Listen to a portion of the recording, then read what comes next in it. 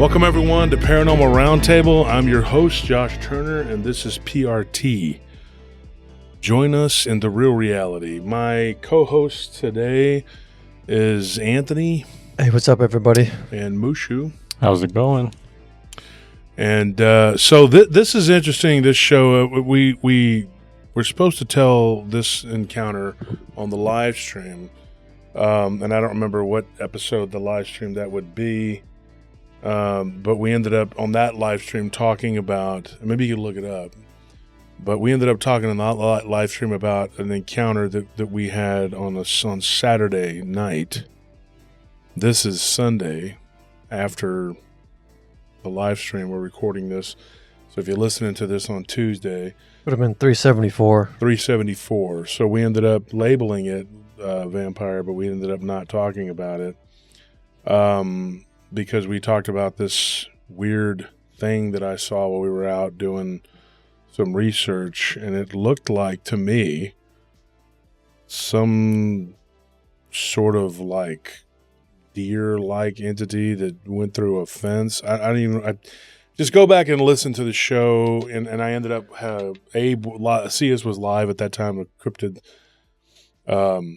Spiritual and Cryptid Encounters with Abe CS, and I ended up calling in and talking to him. And then we were going live at that time too, because we were trying to see what we could find, and it just, I don't know. It ended up the recording wasn't very good, and I ended up on Abe's show, and then I went when I got home because we couldn't stay for some reason. We couldn't stay. We kept getting kicked off. We couldn't stay connected for some reason.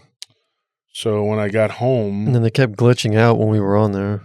Yeah. And so me and Abe ended up doing a show, for a little bit. And then him and Joe Breezy came on. So Abe Ceas and Joe came on last Sunday. So like I said, if you listen to this on Tuesday, they came on and talked about, some different things. And If you're not listening to if you're not watching the YouTube channel, then you're missing out on most of the content. I'd say 90% of it. So you have Mondays, starts off the week with a call-in show where people can call in and talk about their encounters. And they don't really call in, they jump on the live and become a part of the stream. And then Tuesday, we drop this podcast episode. And then Wednesday, we retell people's encounters. And then Friday, we have a guest on that comes on. This week's guest, I believe, is Christopher Jordan from Curious World. We've had a lot of really smart guests on lately. Oh, yeah. James Bartley, Jason McLean. Jason McLean. And now Christopher Jordan's coming on. So...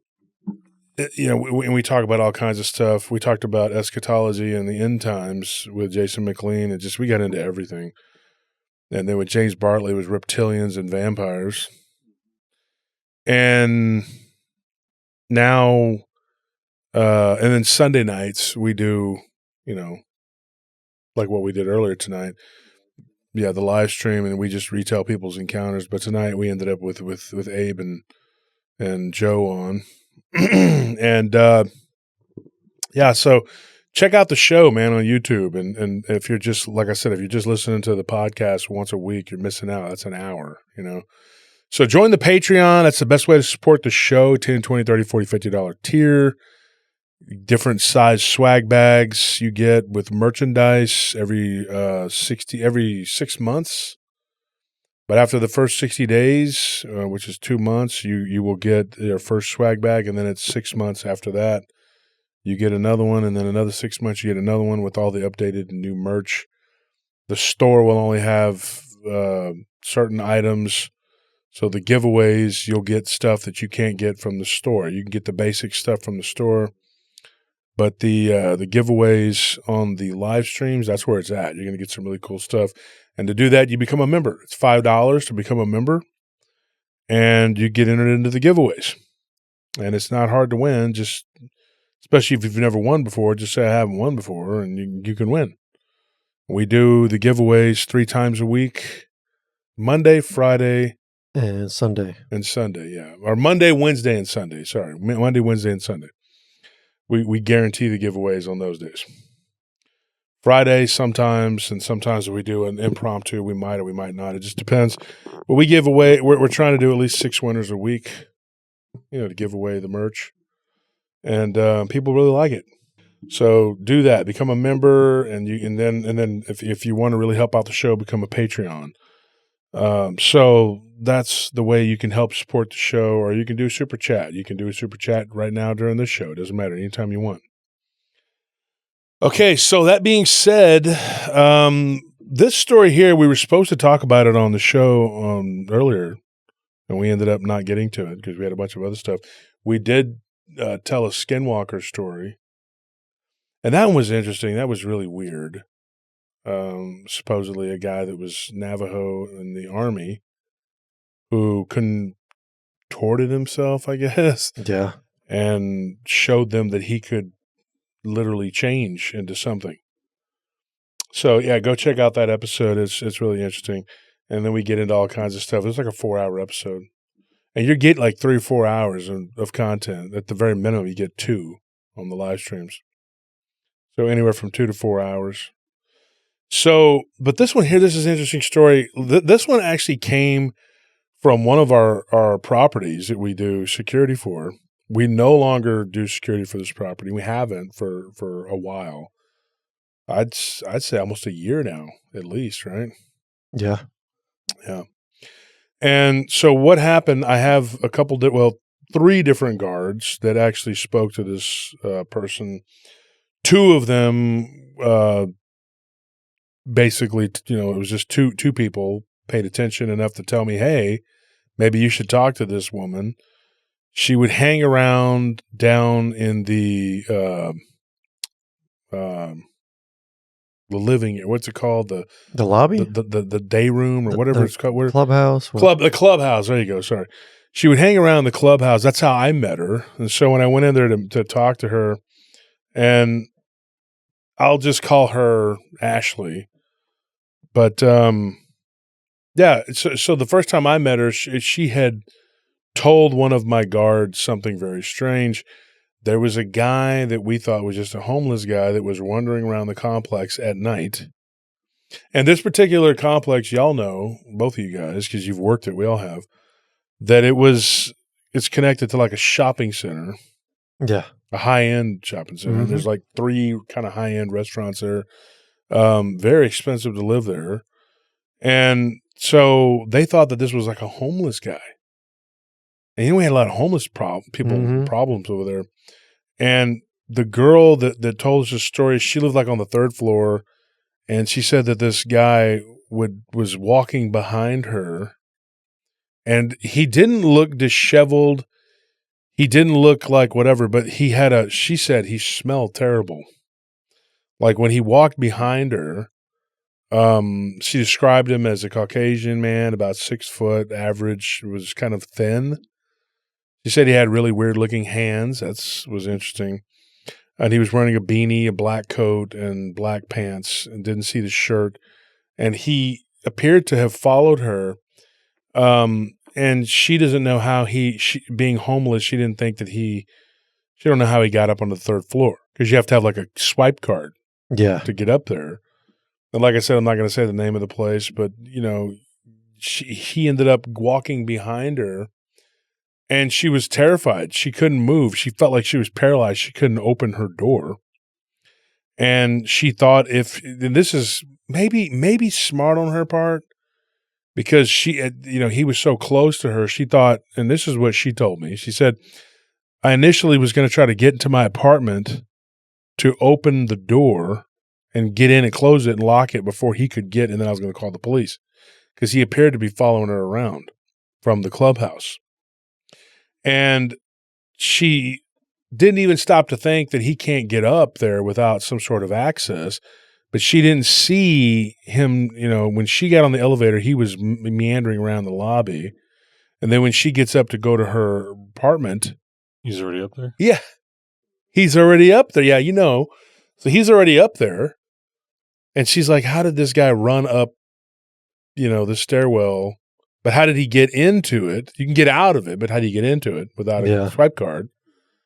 And so she, when she was telling me this, I don't want to use the words like hysterical, and the guard that was there, he's ultra laid back. So he was not. He's not the person that I would say, hey, let's, like, oh, you're in trouble, let's go save you. He was just a little too laid back. And some of you out in the audience may even know who we're talking. I'm not going to mention the person at all, but because it wouldn't be right. But he was super laid back, so he calls me and the field captain, and we went over there and we met with. So it was the next night I went over there, and Anthony, you were with me, but you were like getting coffee or something when me and him had this conversation out in the lobby, and then she came down at that point, and me and her. Privately, we talked in the clubhouse, and Anthony, you stayed out with the guard and the field captain. And so when I was talking with this person, she was very frantic would be the word. Maybe frantic would be appropriate. And then, and then we talked about it here later on. And Tony, you were a part. Well, you were here. Maddie was here, and so was the guard here at the office.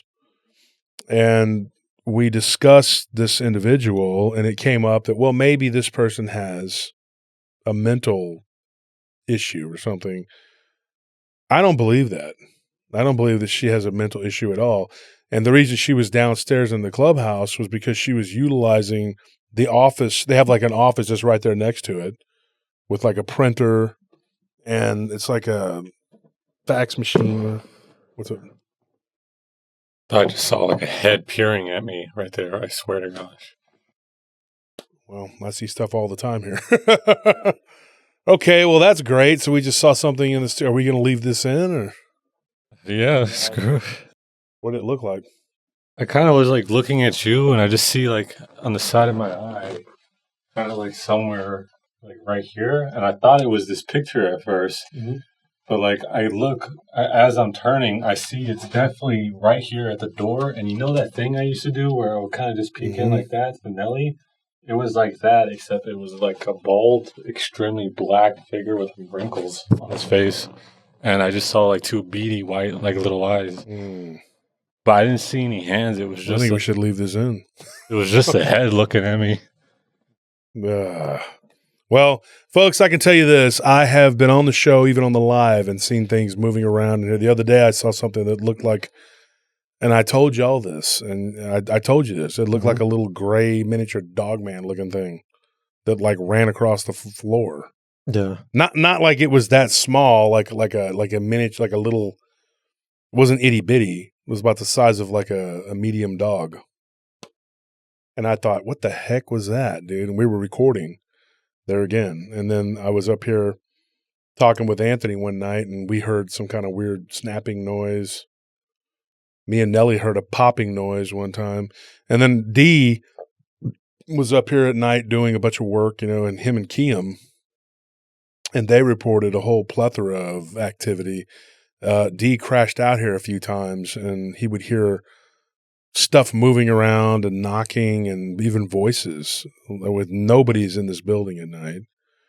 And so he would hear that coming from this room here where we're actually recording, which was locked. And D would be sleeping in the break room, which used to have some pretty comfortable furniture in there. And so he'd crash out. He'd rather crash out there than go home. He'd just be like, I'm just going to crash here. Yeah. Until the weirdness got ramped up. I don't know what that was. Well, sorry you had to deal with that, but I've dealt with it many times.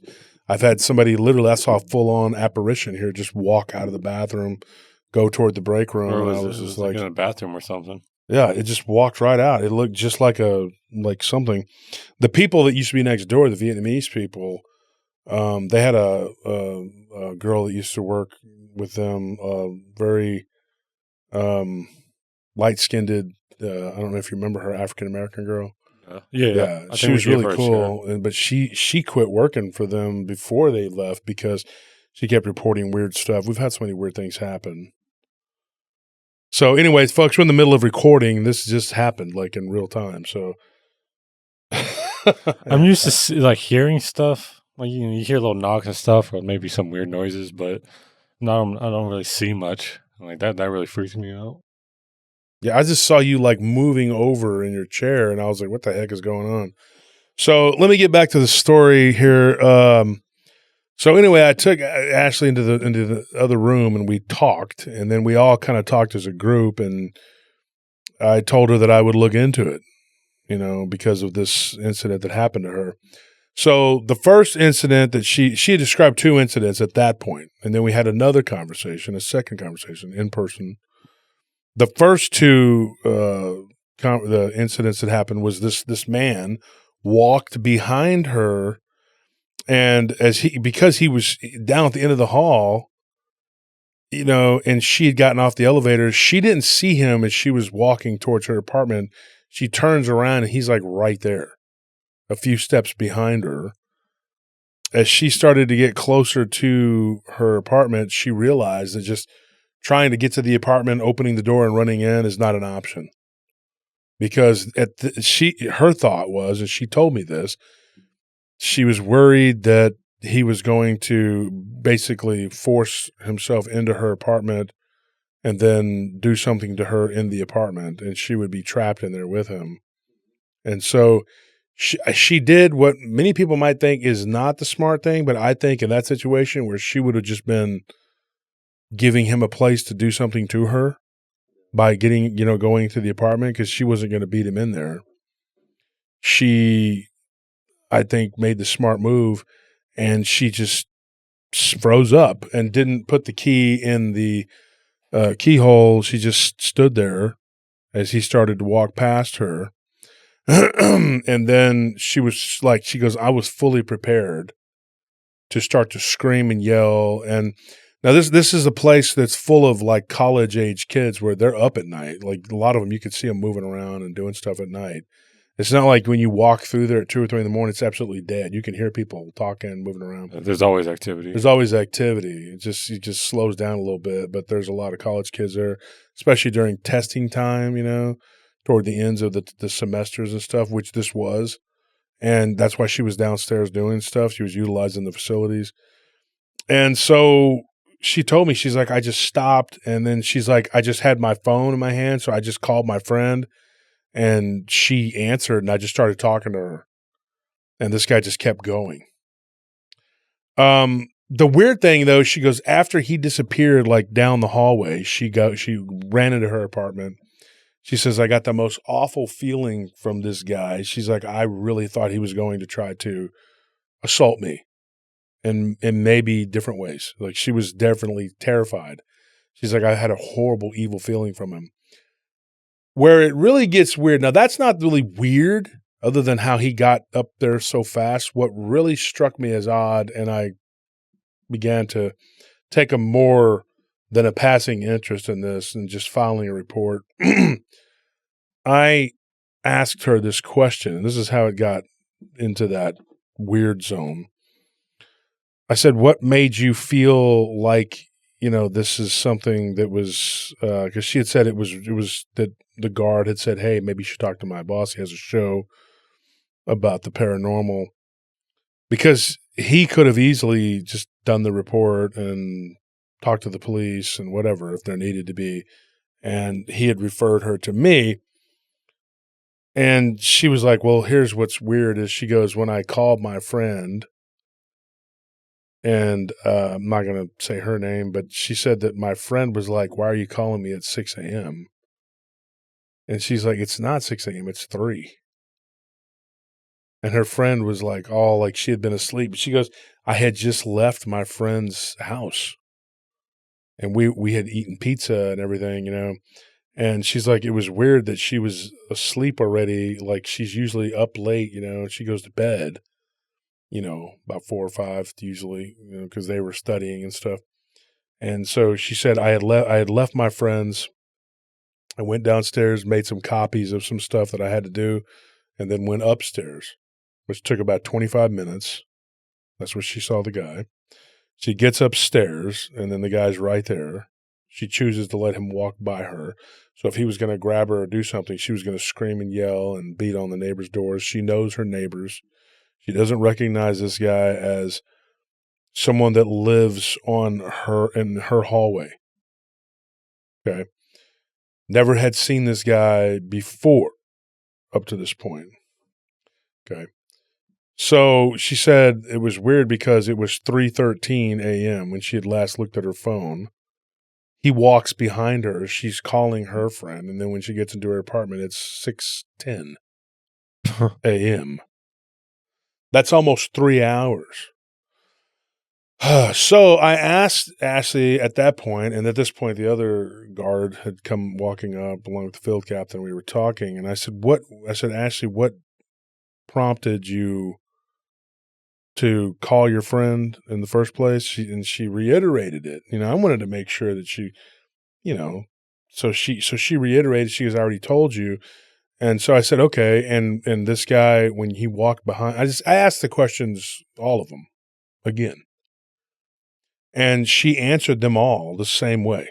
And she said that she had been at her friend's house or her friend's apartment further down, near the UT campus.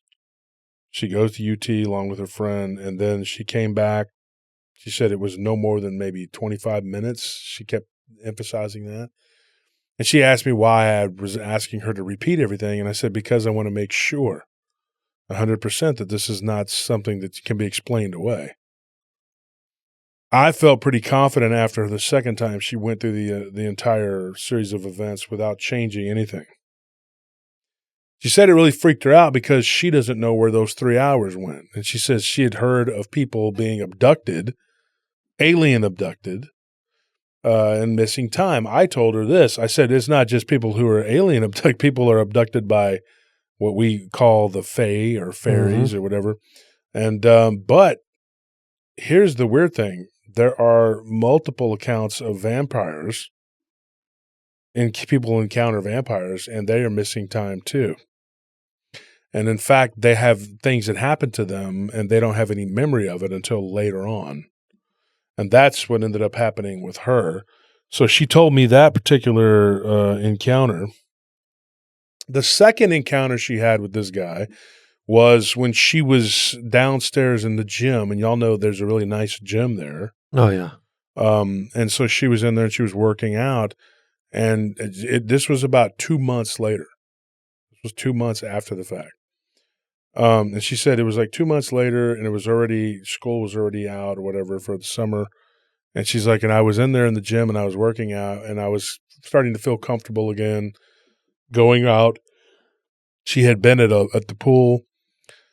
She went upstairs, changed, or she had worked out and then was going to go to the pool, go upstairs and change.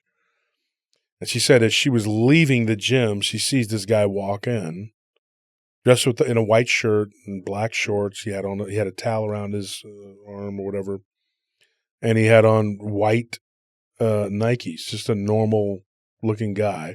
But she recognized him as the guy that had walked by her. And she said what made me notice this guy, when he just looked like a nondescript individual, dark hair, dark eyes, sort of an off olive colored, light, but light, lighter skinned guy. She said what made me notice him was the vibe that I got. And I was like, what do you mean the vibe you got? And she said when I walked by him, she's like, he emanated this presence that made me very uncomfortable. It made me feel like something was off. So he was very off-putting. And I kind of laughed. I said, well, I mean, it's a lot of people that make me feel that way on a daily basis. And she goes, yeah. And she goes, I thought he was a homeless guy that night, that he was walking behind me. And I was like, why? If he was dressed decent, did you think that? She goes, it was just the way he was. You know how some of these homeless people, and she used the word skeezy, like some of them, because some of the ones in that area really are bad. We've had them pull weapons on the residents and us. We had one that tried to actually take a knife and use it on an animal, on a dog. The woman that called us about it, the police took forever to show up. We showed up first. She was from San Antonio originally. She'd moved to Austin because she thought it was safer. And here's this guy trying to stab her dog. And I know, Anthony, you remember that. Yeah, there's a lot of crazies in that area. Yeah, and it was her and her daughter. It was her and her daughter. And so There was a lot of crazy people in that area, yeah. And so it is close to the UT campus, so it's like the homeless people down there are real bad because they just prey on the college kids down there. And that's not a normal, like, homeless people. Like, they're just aggressive. There was one that used to stand across the street and just always battling with invisible enemies. And then he would come over to the complex and assault people. And he had this big stick at one point. He assaulted someone and he hit this one guy who was a Vietnamese guy, and he hit him in the head, and the guy had to go to the hospital. And I had interviewed that guy, and he told me, he goes, the guy just walked up like he had a cane or something, like he was walking with it. Next thing you know, he's doing Ninja Turtle Donatello moves and hitting me in the head and gave him a concussion. And luckily there were two people walking their dogs, and they didn't just stand there like some people. Like, one of the guys actually ran over there, and the lady called the police, and the guy chased him off. So this is the kind of stuff that was going on. That's why these people were on edge, first of all. So, but this guy, she said, I figured out, she goes, he used the card to swipe to get into the gym. So she was like, this guy lives here. This isn't a homeless guy. And he just looks at her and he just kind of smiles. And then she's like, there again, I walk by him. And she's like, I go upstairs, she goes, and I'm looking around to make sure this guy's not following me. And she's like, and one of my neighbors was outside talking to her boyfriend. She goes, hey guys, I'm going to tell you something. This is going to sound kind of weird, but I'm kind of nervous. I want to go down to the pool. There was several people. There were two pools there. Yeah, I remember that. And she was going to go down to one where they were having like a big get together. It was like a little luau barbecue thing for the complex. And it was at 8:00 or something. It wasn't that late. And she said, if y'all would come with me, just to walk down, and she knew these neighbors. She'd been there for almost 2 years, and the girl was the same age as her. She said, sure. So they went downstairs, and when they were walking by the gym, she told them, hey, I got to grab something real quick. And she asked her friend to go into the gym with her. The guy was not in there. He wasn't working out. He should have still been in there working out. It wasn't that long, maybe 15 minutes, she said. And she said that there was nobody in there, but she described the guy to her friend, and they were standing in the hallway, and get this, and they're in the hallway right there by where the restrooms are, and the guy comes out of the men's restroom and just stands there with his hands on his hips staring at her. So then she gets really nervous, and he just walks by grinning at her, and he's really tall, and by her and her friend, both accounts said that she said he would be an attractive man if he wasn't so creepy. But her friend was just like, oh my gosh, he's really good looking. And then her boyfriend came walking up and was like, who's good looking? And she goes, oh, I was just telling, she made up a little lie and said, I was just telling, her that she should not be worried about this guy because he's good looking, whatever. And that wasn't what was said. Yeah. But she said that my friend kind of was trying to play it off in front of her boyfriend because her boyfriend was a little bit jealous. And the boyfriend said, now this could be because then I'll take this into account too. He's a little bit of a jealous guy. But he said, yeah, I've seen that guy. He lives on our floor, but he lives on the other side. It's like a square, right? I've seen him. He lives on the other side, and he's always out walking around late at night. He's like, it's kind of weird. I never see him during the day. I guess he works at night. But he's moving around the complex at night, right? So one of my guards said that he recognized the guy because she took a picture of him in the parking lot, in the parking garage. And our guard said, yeah, I recognize that guy. I've seen him walking around late at night, whatever. Well, here's what's weird. When he was in the garage one night, someone called the police and claimed that there was a guy who, this is going to sound totally jacked up, but this is true. Somebody had called the security and said that the security guard told them to call the police, and it was another company. You remember the company that used to ride around on the golf cart? Yeah. Okay, so that particular company, they got a report that there was a guy who was basically walking around with a bird in his mouth. I got that report from the guard and I actually drove over there and I talked to the guard and I was sitting there like, what is this with the, and I was with another guard that was working there at that time and he was with us and I gave him a ride to work. It was just me and him.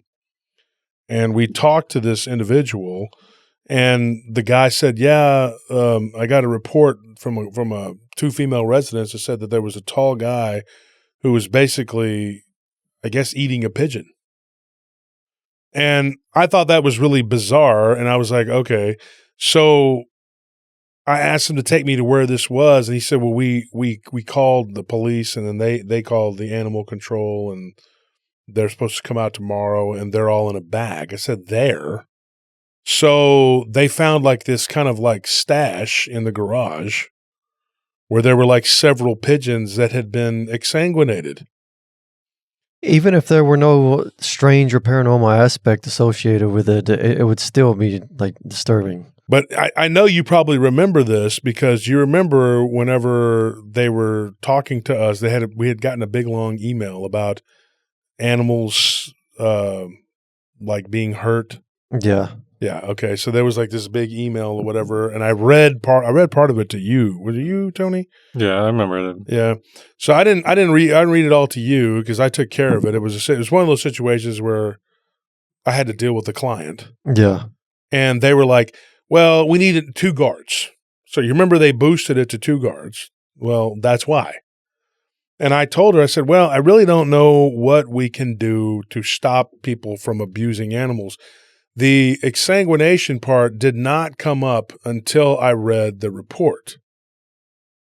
And that was the thing. I don't read every single report until I talked to this girl again about her second. This is the second time I talked to her. So I show up there and it was just by happenstance or whatever. And I went in there to use the restroom and Nellie was out in the vehicle, waiting. And I was there to talk to the guard, which I'm not going to say his name. And because I think he's kind of freaked out by the whole thing. So he stops me and says, hey, Ashley's in the, whatever she wanted to talk to you when you got a chance. And I said, is she here right now? He goes, yeah. So I went in there and that's when she told me because according to what I originally was told, these were just dead birds. I didn't know about the exsanguination. That was something I didn't find out until later when I read the report. And it didn't shock me. That's what's so effed up about this whole business, is like, I'm not stunned. Yeah. I'm not like, oh, wow, that's so crazy, man. It's wild. Now, if you're uninitiated, you might be like, holy crap, man, that's some crazy stuff. But we're so initiated into this weird crap. The abnormal becomes normal after a while. Yeah, and it's not just the paranormal aspects of this stuff, but it's just the weird behavior that I'm telling you, I still think it's parasitic. I think it's something that infects these people's souls. So the guy matched the description. She's like, did you hear about the birds that were killed in garage such and such? Because there are four garages, right? Yeah. Okay. And then one is for the retail area, and then there's 2 that are separate, and then there's one big one. Mm-hmm. Right? Okay. Just so we're clear. And it's a very large complex. I don't know how they expected one guard to do this. So we ended up with 2 walking, standing guards, one in the buildings, and then one did the exterior. And then there was one that did the retail. So there were really 3, but that was a different company. But we worked closely with them. We got along with them. They worked, and they were pretty cool. We had no problems with them. But they were freaked out too. And so I read the report that was fielded by their guard from the other company, because it wasn't our guard that dealt with that. That garage was the retail garage. And that's where the guy was seen walking around with a bird in his mouth, which I now know that he was probably drinking its fluid. Mm-hmm. Yeah. Just having a snack. Yeah, he's just having a little snacky poo. It's like a fruit roll up. Energy bar. It's a Cliff Energy bar. Energy bar. It's an energy bar, but you stop. It's a living creature that he's doing this to. Yeah. So she says, did you hear about the guy, and she's like, and I talked to the guard, that's on the golf cart. I said, yeah, that's not our guard. It's a different company. But I knew the guy. His name was Joe, the one that she had talked to, Joseph.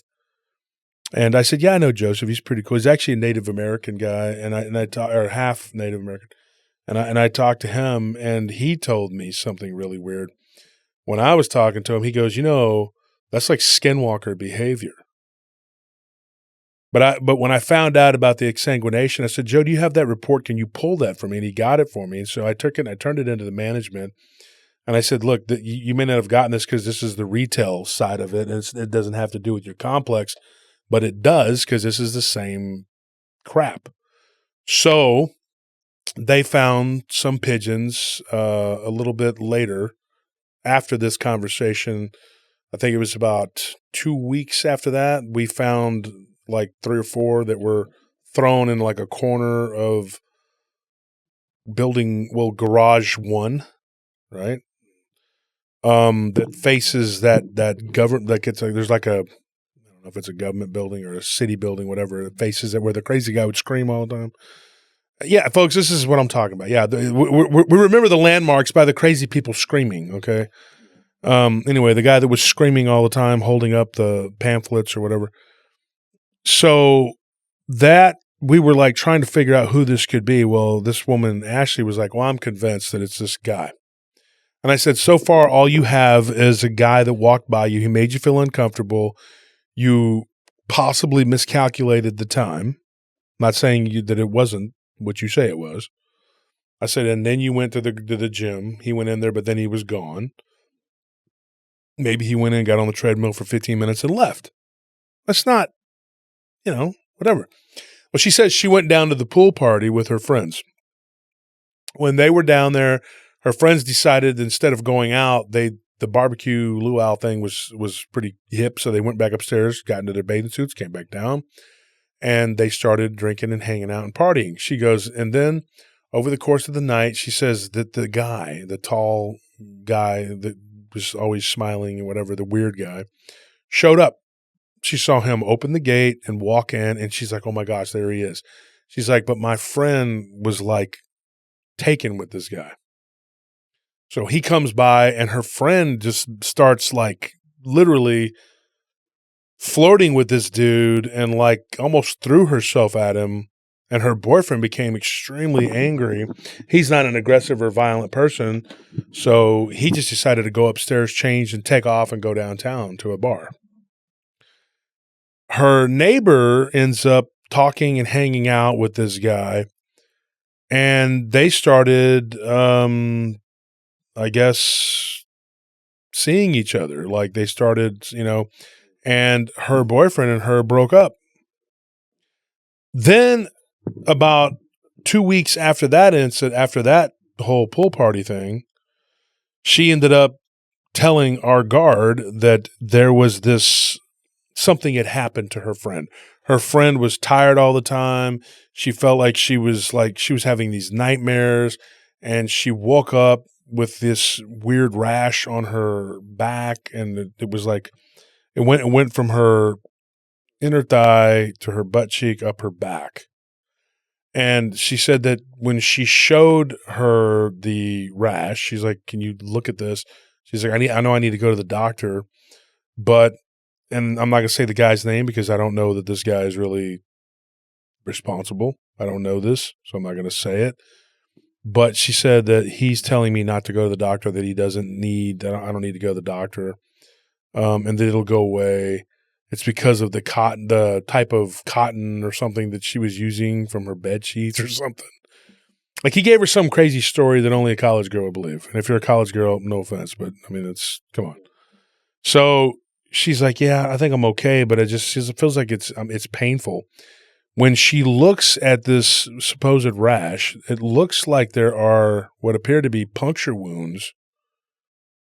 Kind of like how, this is what she thinks, like spaced out like someone's mouth, like on her buttocks and on her leg and in her thigh.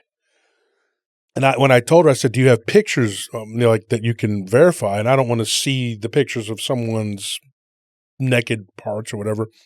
But if you have those pictures, I said you should probably, encourage your friend to turn them over to the police. If you have any.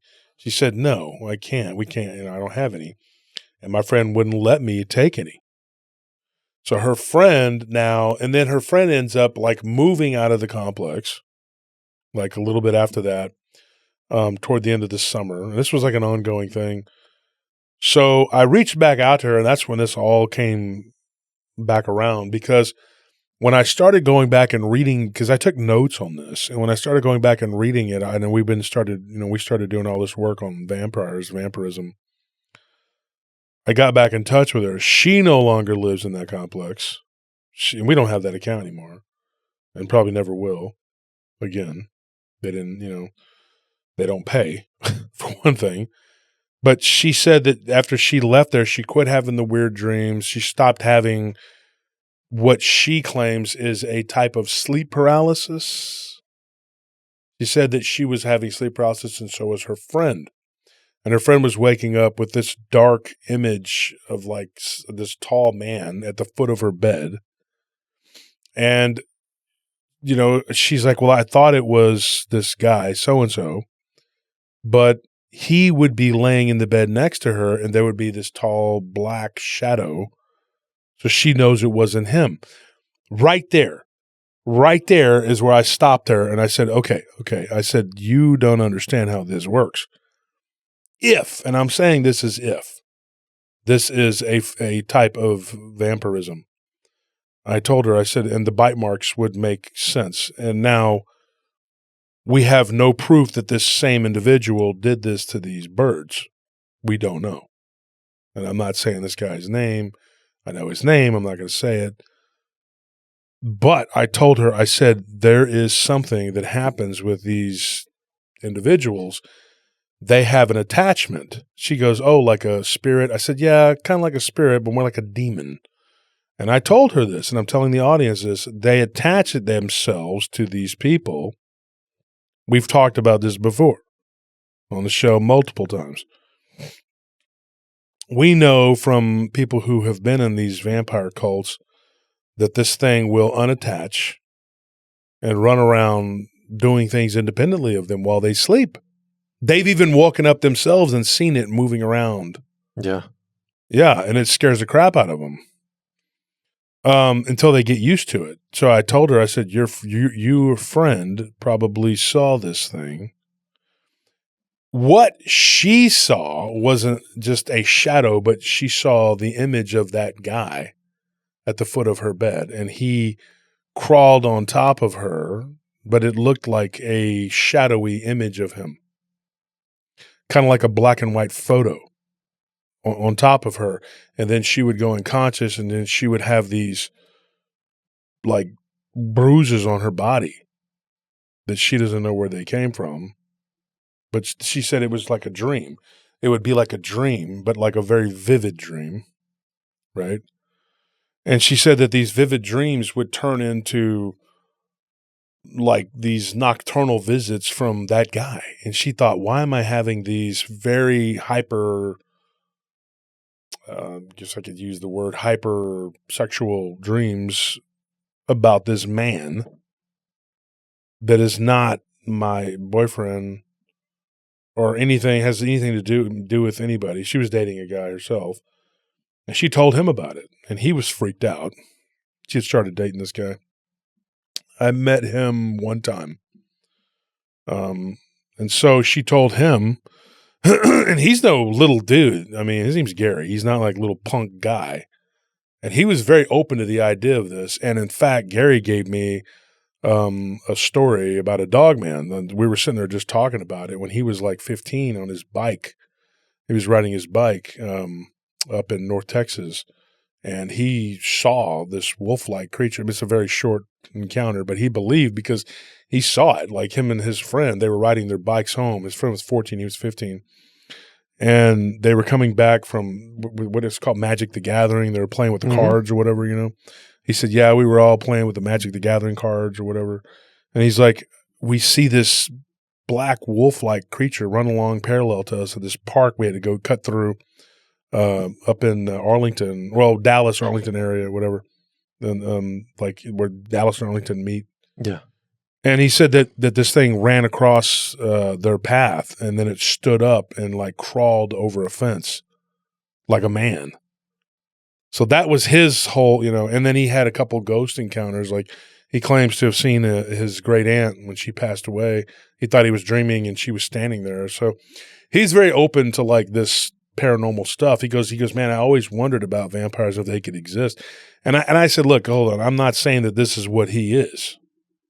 I'm just saying that this is like, if you start doing the math, the math starts mathing and looking kind of strange. Yeah, it's pointing in that direction. And then they kind of got worried because they told me and the guard that we all know, one of them. And it was weird because like when we were sitting there listening to them talk about this, she's going like, well, what could have happened to me during that missing time? And I told her, I said, I don't know.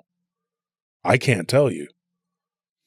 But the other thing too, I asked her, I said, now you're telling me about these bruises. Were there bruises on you during the missing time thing? And she says, yeah, around my thigh and the toward the back of my, the bottom of my buttocks, so going into my leg. There was like a bruise there. It felt like a rash or something, but it didn't last very long and it was gone. And, but she never bothered to try to look at it. And at one point she had this raised up bump on her. She thought it was a spider bite. And her boyfriend saw it and he thought, well, it must be a very large spider then. And it looked almost like it got infected. Then it went away. And so she was like, well, that's probably not a spider. And I was like, I would say probably not. So after she had left there and wasn't living there anymore, and I've been hesitant to talk about this is because of the sensitive nature of it and our client being, whatever. But at this point in time, I mean, what does it matter? I mean, I think it's important that we just lay the cards on the table and say what we know. And I think that this stuff goes underreported. I do. And I think that they are these beings, folks, that live amongst us, and nobody's really talking about it. They're not reporting it. They're not, because they're not putting first of all, they're not putting the pieces together. Because, if you're walking down 6th Street in Austin or 4th Street, anywhere where these clubs are, bars, and you see this 8-foot tall, hairy, wolf-headed creature running around or in the garage, you're going to be like, dude, I just saw whatever. But if you just see a really tall, smiling man that, you don't, even though he gives you the complete creeps and something's wrong, something's not adding up with this person, it seems weird, it still just looks like a man. Yeah. And if it looks like a man, you're not freaking out and you're not going to go run and, tell people that, you're under attack by some kind of cryptid or whatever. It's just a guy. It's like there's this part of you that wants to believe that it's just a person, because it makes life simpler and less afraid, less scary. And so I don't know what to think of that. I don't know what to think of it. When I looked at the report that I had gotten from the other company, because and that guy Joseph did me a solid, and he doesn't work there anymore. I reached out to him. He's at another assignment. But I had reached out to him and I said, do you think that this could have been the work of he thought it was like a skinwalker, but he said, well, a vampire could be very similar to a skinwalker because they both do blood rituals. Here's the other thing too now, for the Mexican culture out there, we have a thing called the lechuza. And now these lechuza can and will do blood magic rituals. And there is one very common, and this is when I heard when I was down in Monterrey, when my stepdad, when we were down there at his ranch when I was young, my mother had stopped me from drinking this milk. It was like a chocolate milk drink that I had gotten. It was like horchata, but with like cocoa in it. Mm-hmm. And my mom's like, don't drink that, because that woman had been rumored, and it was by my stepdad's sister's husband, I guess it would have been, their my mom's brother-in-law, whatever, had said that woman is that runs that place. She's rumored to be a bruja.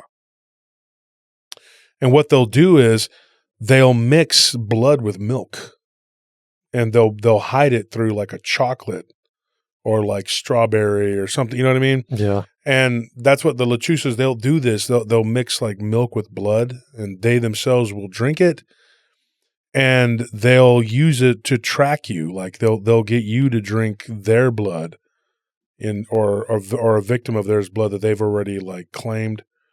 And it is a type of vampirism too with them. And that's something that people don't know. They don't realize, they don't get it. They just do not understand that these beings do exist, and they do what they do. And it's like a homing beacon, and then they'll follow you around, and they can prey on somebody for years. And they'll show up outside of somebody's house, and they'll do things to your pets. If you don't, like I said on the live the other night, you need to, pray over your pets that they don't get attacked. Because if you don't, they're a victim. And, an owl can swoop down and pick up your pet. You don't even know if that's really an owl. You know what I mean? So they do what they do, these beings, they do what they do. And it's all, to me, related. And a lot of it is grounded in the use of blood and blood magic and blood ritual. Now, I don't know this guy, that she's talking about. And I don't know him, it could be, I did, after she had lodged a complaint about him walking around the hallways late at night, I saw camera footage of him. He was tall, and he had a really weird sort of fake smile on his face. Now, we talked about on the Random Files. Folks, if you haven't gone to the Random Files, go check it out. It's Nellie's channel. And there was a night there last week or earlier in the week. When was it?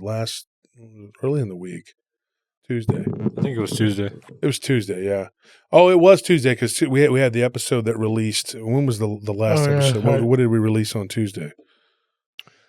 Paranormal Potluck, I think. Yeah, Alien right. Abduction, Pale Crawler. Yeah, the crawler. Yeah, that's weird, dude. And the guy that was that dude Nick that had the UFO thing. Okay, yeah, that guy was interesting. So, anyways, this girl, I told her that I wouldn't use her real name, so I didn't. She's terrified of this man, and thinks that her friend, who she's lost contact with, she knows that her friend split up with this guy recently. Well, I say recently, it would have been back in end of February when I was talking to her, but no longer going out with this dude. And then she doesn't talk to her anymore. And her friend had told her that some weird stuff was happening in her life, not the least of which in her house, she was having like weird poltergeist activity caused by a cantankerous shadow type being. She saw a black dog. This is Ashley, not her friend. She saw a black dog that followed her down the hallway one time, and she had to call the security. And this was after we were gone. And they were doing a terrible job. They didn't respond or nothing. And it led to her running into her apartment because she thought that this dog was menacing. Multiple other people had seen this black dog and also seen it carrying one of these pigeons in its mouth. Now, that in and of itself isn't like totally weird, but it's seen running out of the garage. It's a very large black dog. But the pigeons being exsanguinated and not eaten is. Yeah. So you could say, oh, well, that solves the mystery. It was a black dog that's just a stray that was actually doing the killing of these pigeons. No, because it was exsanguinated, and they found these weird puncture marks, dual puncture marks. Yeah, dog would be munching on those birds. They'd be crunching them down, yeah. Now, there is another explanation. That same black dog may be a stray, and maybe it found this guy's stash where he kept where he was tossing these dead birds. And he just went and grabbed one and ate it. That's weird, though. Why would he keep it, like, Just Yeah, I don't know. would Why he would he throw keep them them in the corner? stashed Yeah, in a like specific place? Like you would think that he would just kind of toss them wherever in a ditch or ritual. just like wherever he's at. You know, like once he's finished, just toss it over his shoulder Ritual. or something. Yeah. I mean, he's doing some kind of ritual with it. And the birds were also they didn't have heads. Mhm. So yeah, that could be where he just was drinking the blood from. And it's gross and gruesome to think about, or even But you're Maybe dealing with a demonically possessed person. I mean, or maybe he wanted the body parts for some kind of like spell or potion or something like the whole like the witch's cauldron thing that's like it's become like a cartoonish work of fiction like a silly exaggeration, but I don't think that it's too far removed from the actual truth that there are like recipes for certain things that these people who are like demonically oppressed or possessed, that they'll like create certain things for their rituals. well, we were talking about the on the show on Sunday night, the grimoires, the Key of Mhm. Solomon, the Lesser Key of Solomon, and I got we talked about the centuries that they were created and made, whatever. Yeah. And I got it right for the most part, except Yeah. yeah. But yeah, and somebody had messaged us, and the reason they came up is because they had messaged me and Nellie asking if they thought it was okay to read them. If you are a person who's prone to reading something and being tempted, or watch something and being tempted, or if you're a person who's not super strong, grounded in the faith, I would say don't do it. But I would take it a step further and say, if you are a person who's grounded in the faith, you don't need it. Why would you read it? Yeah. Unless you're doing it for research purposes so you can be aware. Because I've read these things, but I'm not to do magic. Mm-hmm. I mean, you should know your enemy. It's very important because that's what they do. They use different types of, magic. It's a real thing. They use it. They use it. I mean, it's a very real thing. I don't know that this guy was a warlock or if he was doing anything other than being just a weird, creepy guy that gave somebody a creepy vibe. But if you dig in deeper, you start to see a weird connection there. Another thing this case did for me was bring forward memories bring to the forefront memories that I had of other things that have happened on other like sites and other places, and thought, you know what? You kind of think, nah, maybe not, but then again, You never know. maybe, because you're thinking somebody tells you something really weird. There was another site that we had done. I'm not going to get into the story here. I don't have time, but it was on the east side. And it was a small little dumpy complex. I know you probably remember it, Anthony. And I know, Tony, you worked it. And there was somebody there that claimed that their neighbor was a bruja and that they were doing magic on them. And there was a lot of crap that was happening there. And I remember one night I had gone over there and I was talking to the guard that was there. I think it was Clark. I can't remember exactly. And this woman was walking with a dead bird in her hand. And she's the one that the neighbor was claiming was practicing brujeria. And she was walking with the bird like by its wing. I can't remember. I think it was a pigeon, but I couldn't hardly tell. It was dark. And I was like, is that woman walking with a bird? Like, so it was just a weird thing, like I don't know what she was doing or what she was up to. But I mean, for all I know, she was going to eat it. I don't know. And so we ended up putting it in the report. And then the next day, the manager had called, talked to them. And I said, well, did you want us to call and report it? Because I couldn't tell. It looked like it was plucked, like it had no feathers. So I don't know where she got it from. She could have got it from El Mercado, But I mean, was it a quail? or was it a pigeon? What is it? And why was she walking with it, just carrying it like that, She had a white bag in her other hand full of food, grocery, whatever, but she was carrying that just by its wing. And I just remember that. I thought, what is, and I mean, that of itself is just kind of weird, but it's not really paranormal. But why was she doing it? I mean, I guess. Yeah, that's weird. And it made me think about that and a few other weird things that I've seen over the years with people. And you work in these neighborhoods and in these complexes, you don't know what's going on behind those closed doors. No. You don't know, man. Anthony, Tony, we've answered calls where they open the door and the smell from their apartment or house hits you like this. I mean, it'll knock you over. And you're like, how can they be living in that place and it smells like? Yeah, looking back on it, and I mean, I'm not going to go into the details of it, but there was this place that I worked, and I told you all the story where this guy called the front desk and said that he needed help. And so I go to his apartment, I open the door, and it smells rancid, and there's roaches crawling all over the place, and he's not there when I open the door. No, I hear him call from the restroom, and he's in the restroom, stuck in the tub with no clothes on, and expects me to help him out. And looking back on that, maybe that's how he can live like that, and but also be so out of touch with reality that he thinks that calling me, the security guard, to pull him out of his bathtub is the proper response instead of just calling EMS. Because that's what I did. I'm like, look, I'm not touching you. I don't know this person. Yeah.